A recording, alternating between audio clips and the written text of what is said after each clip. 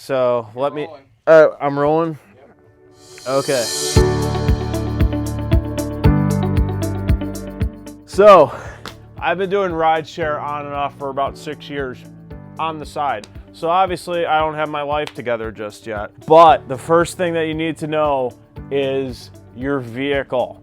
Know the condition of it. Before you even sign up, I would make sure that it's approved. Before I bought my second car for it, I called and made sure it was good first. Now, it has to pass inspection, you know that, but make sure you paid more than $800 for it. I know someone that's done it and he doesn't have 5 stars for reasons. So the car in itself, 4-door, make sure it's clean.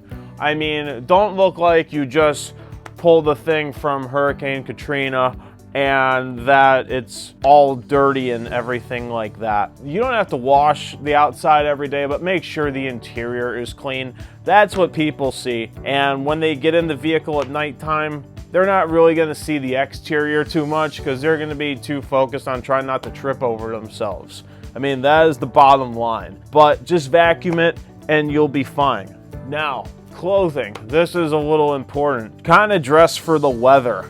When it's about 80 degrees outside, just wear a t-shirt or something as if you were standing outside. Regardless of the weather, you need to dress essentially like you just stepped into the car from waiting outside. So if it's 20 degrees outside and someone's wearing a jacket, just wear a hoodie.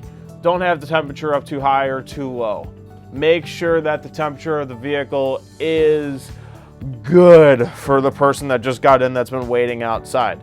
Because I used to keep the heat up to 80 degrees in the wintertime, but someone's wearing a winter jacket, step into an 80-degree car, no mames, they don't like that.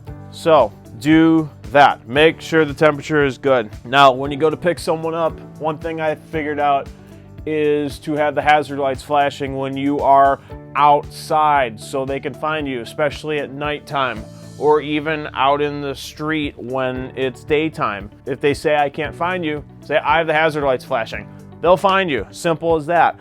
Or whatever light you have for your dashboard, whether it's pink, green, doesn't matter. Have it on. I didn't like it at first, but I found that people found me a lot easier. So because they found me easier, they can get in the car faster, I can get more people in a certain amount of hours, I made more money. Congratulations. So when it comes to the passenger, everybody is different. If you don't know how to read people, figure it out fast. Not everyone was traumatized as a child like me, but look in the rearview mirror. And if you can see that they're interested in talking to you, talk to them. They might want to tell you about their day. Maybe they don't. Sometimes they will confess to things that are a little bit bizarre about what almost happened or what did happen, and to kind of keep things confidential. Sometimes they just need someone to talk to because essentially they're actually kind of lonely. Now, as far as the radio is concerned, this is a little tricky. You have to play it by ear for this one. No pun intended. Now, in the mornings, usually when I drive people to work, I have on the news radio to hear the traffic and weather report. And sometimes on the way to work, people want to hear the news. So I recommend putting on the news. Even if you hear the same story 3 times in 1 hour, it will be what they want to hear.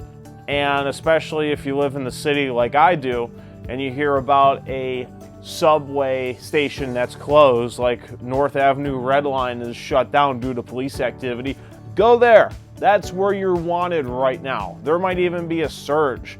You will be in demand. Stand by in the morning. The morning and the afternoon, well, especially the night, are prime time. But if you want to make the morning money from 6 in the morning to 10, find out where there's a problem with public transit.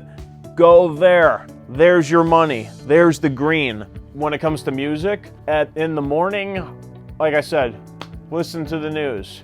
Nighttime, people that are going out, people that are hip, unlike me, put on the top 40 station because they will be dancing to it and quite literally singing to it also. They'll be a happier person.